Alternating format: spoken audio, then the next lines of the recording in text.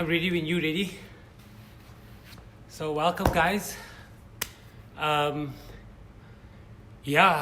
I only found out this morning while updating my YouTube page that I have done 99 interviews since I started The Village Guy, beginning of last year.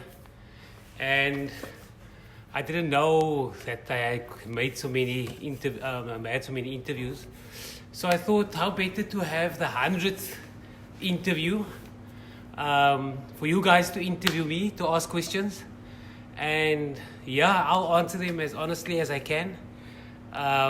Because whenever I get some of the followers, they've got a lot of questions. They want to know how I got the name, where I started, passion for Paul, passion for community, and what the big dreams are. So I thought how better to get everybody into one room, which is the Facebook room, and get people to ask me questions. So while we wait for a few questions, this journey has been fun. Like I said, I didn't know I had so many interviews. I wasn't really counting. And I think the coolest thing about what I do is I meet a new person every day. I mean, a new person every week. Get to know someone's life journey every week, and there's so many lessons I learned from them. But it's also, I think, challenging. The time is a factor. I do have a 9 to 5, and that keeps me extremely busy. Have house, have kids, have dog, so it is a bit busy. And why I started this, I just think it was initially started as a passion project. Always walk past people and always see people, that guy's on TV, that guy's an athlete, SA athlete, that guy has been at Artscape Theatre, he's on the billboards all over. And I thought, how better to get to know these people, and that's why I call them movers and shakers, because they do a bit extra than the norm. Some of them have the real hustle. I always say the people, athletes and cultural people, or culture, actors, performance, that's a lot of work. That's like a daily hustle. And it's also a dream that all of them have, and they work really hard at the dream. So the Village Guy name, I got the Village Guy name from Paul was a village before it became a city. And I'm a guy the last time I checked, so I thought it was a proper name. It fits the situation, fits the community we're in. And all I wanted to do is, I just thought there are a lot of people with interesting stories. Paul has got a community with, vast backgrounds. And what I love about the community or some of the people I interview is that they follow their passion and they work hard at it. And basically the message also I wanted to send out was that it doesn't matter where you come from. We've got areas in Paul, we've got Chicago, we've got Lantana, we've got Amstelhof, and I have to include Wellington as well. I have to include McQueenie as well. And a lot of these people come from these areas, and I think the cool message that I get from them is that they don't allow their backgrounds or where they come from to limit their potential. A lot of them have got very, very cool stories. So where do I get the time? I have to make time. I think the biggest challenge is the editing of the interviews. I probably think the one thing I wish is that it could be live, but sometimes it's a bit difficult because people say things that I don't want to put on my channel. And I could edit it, and I think the editing really takes a long time. I think I spend a lot of my time in the evening when everybody is sleeping. I do everything on my phone while I'm standing in a queue. And I edit it in my spare time. So yeah, that's probably my biggest challenge is the editing part. Another question is also, where do I get all the people? Well, there is a lot of research happening in the background. I think I'm also fortunate that a lot of people also give me some, how do you say, not recommendations or referrals, because there's a lot of people that I don't know about. And because you guys like what I do, is that you send me the referrals, and then I Google and I research them, and then I post them. And I mean, it's really nice sometimes for people to wake up and see their name all over Facebook, so it's a nice surprise. I don't ask people questions before the time. It is totally unprepared questions, because I don't want them to come here with a Nelson Mandela quote. How do I select the people you interview? So I don't have a criteria. I just like people that are doing amazing things. I just like people that are doing out of the extraordinary. I love entrepreneurs. Those are the people that I think they really get me going. I like the athletes that are really doing well. I like the people on theater, the singers. I just like people that are following their passion. And I think I'd just like to acknowledge them for working so hard. I mean, it's not easy waking up so early. I mean, the one guy interviewed said that he gets up on the train. I think it was Rachel Samaya interviewed. And he said he was a factory worker, and he really had this dream to become a long jumper. And he had an arrangement with a guy at Al Yosafat Stadium to keep the lights on a bit longer so that he could practice. So, yeah, it's just people that are doing extraordinary things. Starting your own business isn't the easiest thing. And I like people that are doing their thing. I think in Paarl there's so much potential in terms of the entrepreneurs. And they make it happen. I think I've also got a big passion for these sport youngsters that they want to... I think the youngsters that need funding. I think that's a big challenge for me. I really want to try and figure out a way to get these guys sponsored. We have the rugby players. I mean, I got this guy from, he's number 4 in South Africa, and he needs to get to Namibia, and he needs 10,000 rand. So I really need the 10,000 rand to get him to Namibia. Yeah, and then we have the rugby, because a lot of the rugby players are athletes, and I mean they want to further their careers in their sport or their passion, and I mean parents don't have 40,000 rand to pay them to go to a English tour or a Barbarian tour, New Zealand tour. So I think that's the one thing I'm really trying to figure out, is how to get the funding going, how to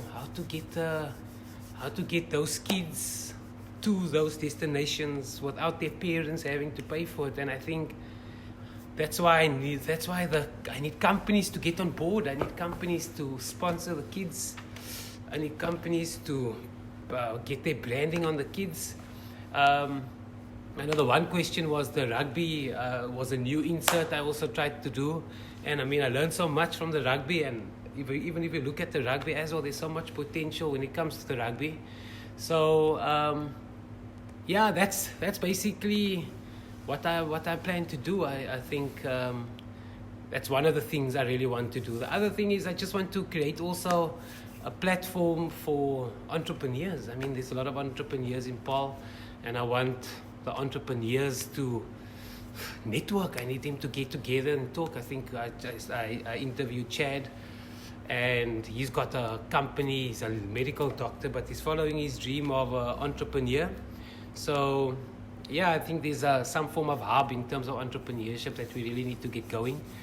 I think highlights of the interviews, I don't, like someone asked what is my best highlight, what's the favorite interview?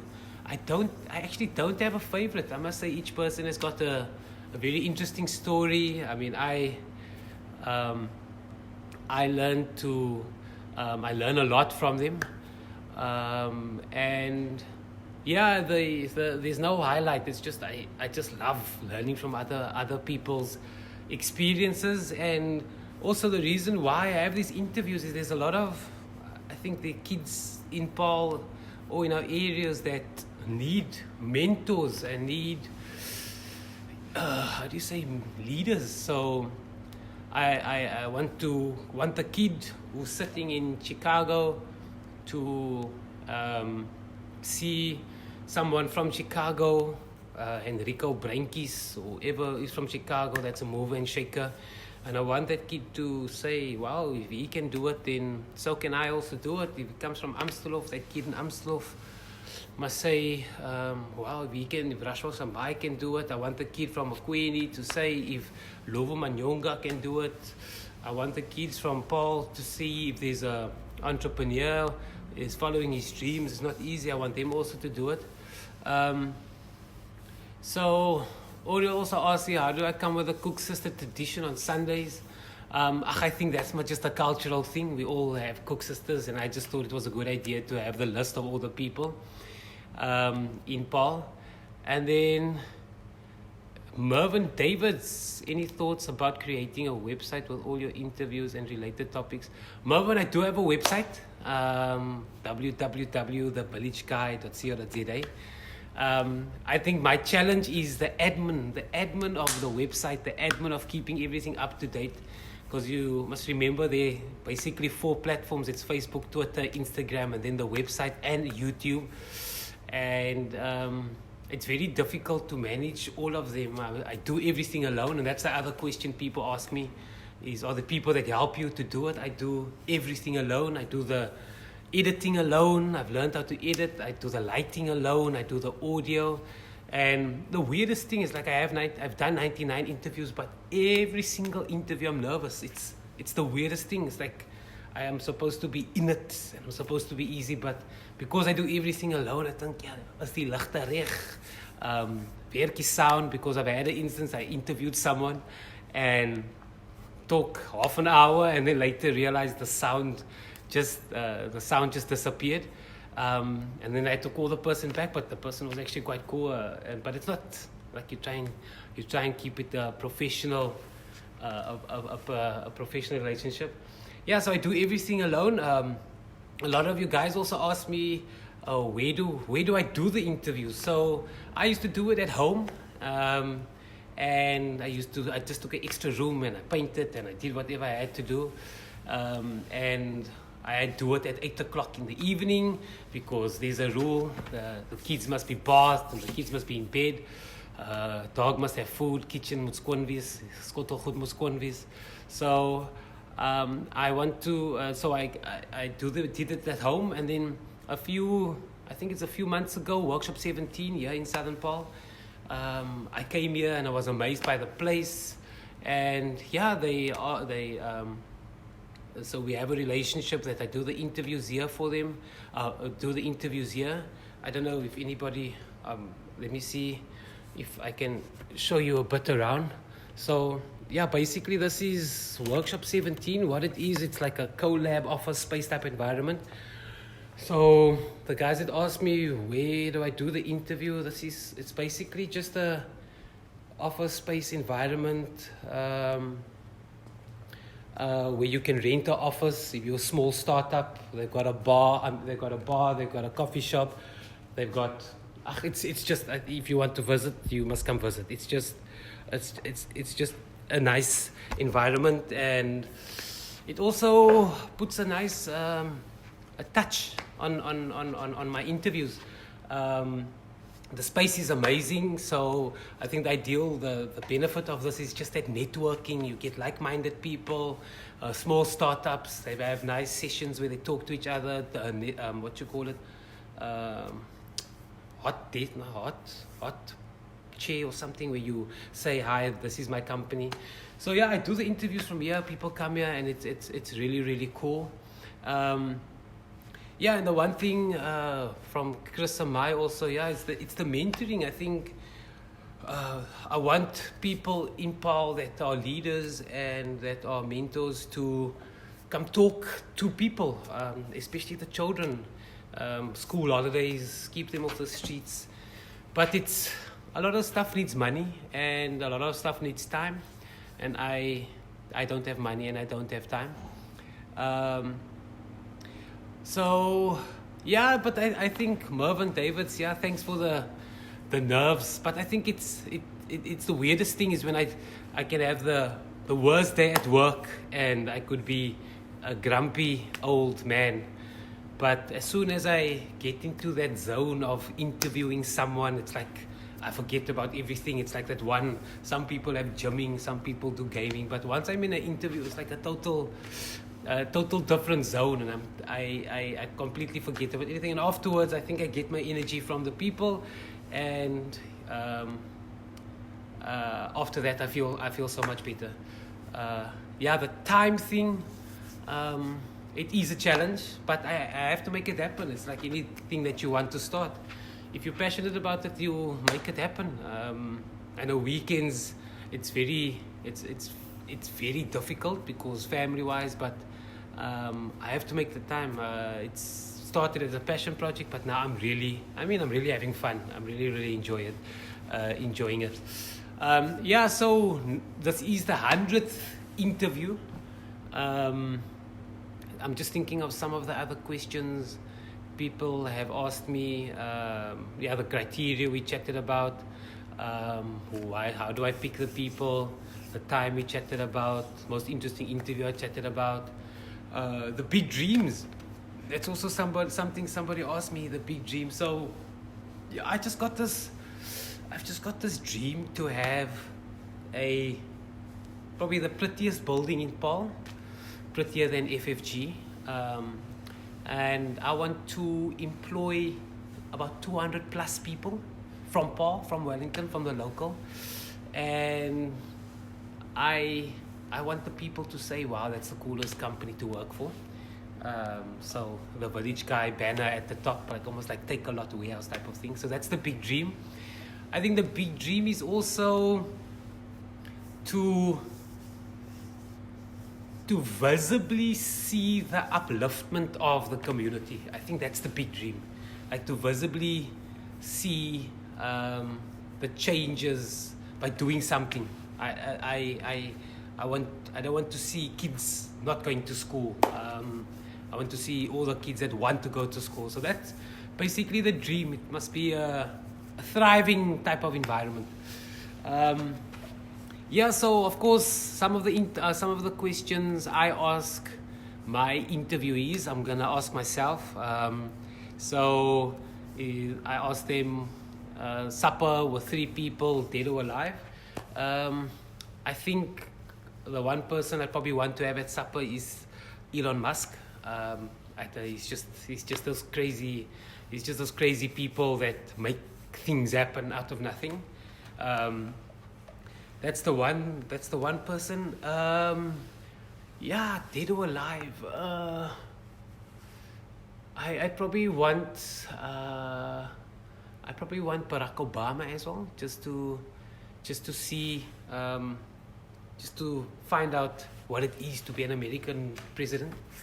That is probably something really interesting, or just like behind the scenes, what happens behind the scenes, and also to be a president with daughters and a wife, and also as close, keeping the family close knit. That is something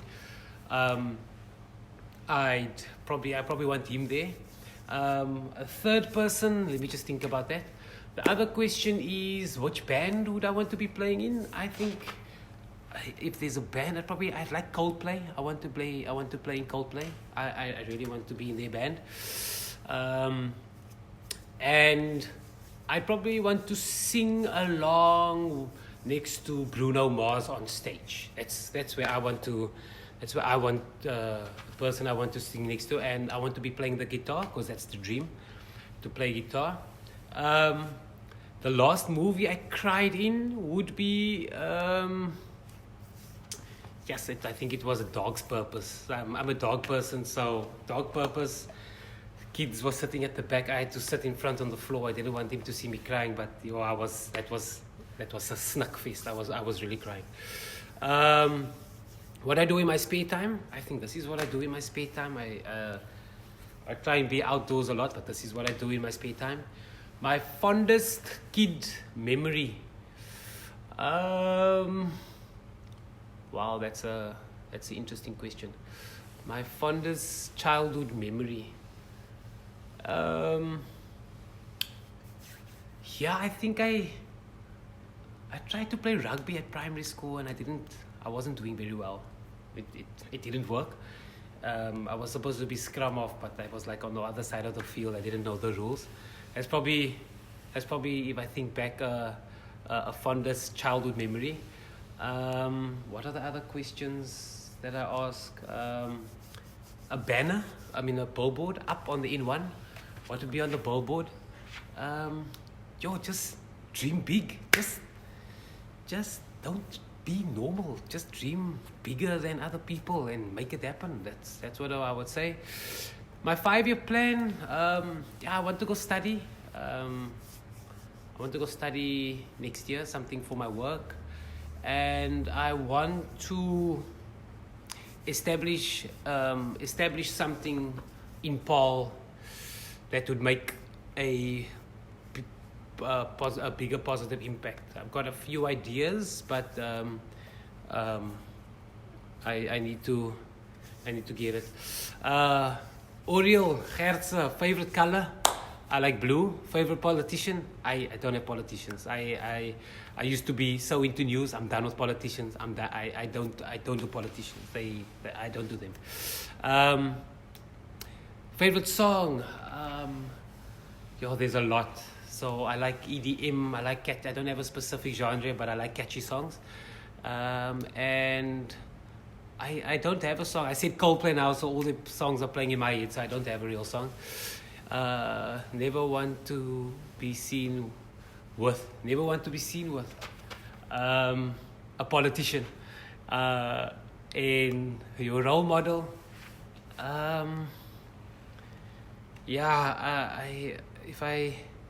There's so many, and I don't have one specific one. I've got one for my work. I got one for the village guy. I've got one for lifestyle. I've got a mentor. So I don't really have one role model. There are a few other YouTubers I follow that are doing similar to what I'm doing, or I'm doing similar with them, but they're too big. That's my role model. Jerome Peter Fredericks, what was for you the most inspirational interview for all participants so far on your show, and why? I think Peter de Villiers stood out as an inspirational interview. I think when I asked him about the pinch myself moment, the interview went well with Peter. I liked his story. He got an interesting story. But then when I asked him his pinch myself moment, he mentioned when his daughter was diagnosed with cancer, and he said it doesn't matter how good life is going, things like that. As an eye opener, and I think that sent a message in my head. Just way of life, just balance work, balance family, balance life, just have a balanced life. So I think Peter de Villiers was up there. So there's so many other people I still have to interview. October and November was a bit tough at work, so I did very little interviews, but I think in December a lot of the people are going to be at home, so I'm coming for them when they're at home. But there are so many other people I want to interview, and I just need to get to them. I think next month I really want to do something on cancer. In Paul, there's a lot of awesome stories for cancer that I really want to do. Guys, so I don't want to keep you guys too long. I'm just thinking of the 10 questions I asked. The pinch myself moment in my life. I think it was that surprise breakfast. Okay, let me start from the beginning. I think pinch myself moment was becoming a parent for the first time. That's levels. I think getting married was also levels. Pinch myself moment. I think currently, Pinch Myself is probably that surprise breakfast that people of Paul arranged for me. I think the penny only dropped on that day. What this platform is doing. It only dropped then, and I think that's probably my Pinch Myself moment. Yeah, and then of course, those are all the questions I asked the interview people. Childhood, yeah, went to school, primary school, boys primary, boys high, went to go study. Of course, a lot of people don't know I've got a 9-to-5 job. I studied law, I work at a company. So that's my 9-to-5, and that's why I like the Village Guy, because it's not as serious. It takes my mind off the seriousness at work. Yeah, I mean, I don't have any other questions. So guys, thank you so much for your time. All I want to say is I've done 99 interviews. I need to thank each and every one of you guys, because I don't think it would be possible without you guys. Yeah, I just need to say thank you to each and every one of you. I realize now today, when I was doing this research of how many selfies I took in the last 8 months, it's the most selfies I've ever taken with people in my whole lifetime, because I'm like awkward on a photo. I don't know how to smile. I've been practicing how to smile. But yeah, so that's my story. I thank you. I don't have any other questions that I need to ask. So guys, thank you so much from the bottom of my heart. Yes, bottom of my heart. Thank you for all the support. Thank you, Ryan Meyer. Yo, in Iraq. Enjoy Iraq, guys. Thank you, Melissa Sue. Thank you, Terence Abrams. Thank you, Alicia Brandon, Lee Martin, Oliver Kluter, Jerome Fredericks, Oriel Gertze, Gladwin, Carmen Savell. She was my co-host. I'm doing MC jobs now, which I never thought I'd do in my life. And that's the coolest thing, is like, if you had to ask me last year this time, where do I think the Village Guy would be? And it's just amazing. I mean, I can't explain. It's just, I just need more time. Thank you so much. I think I spoke too much, and I will chat to you guys next time. Goodbye. Peace out.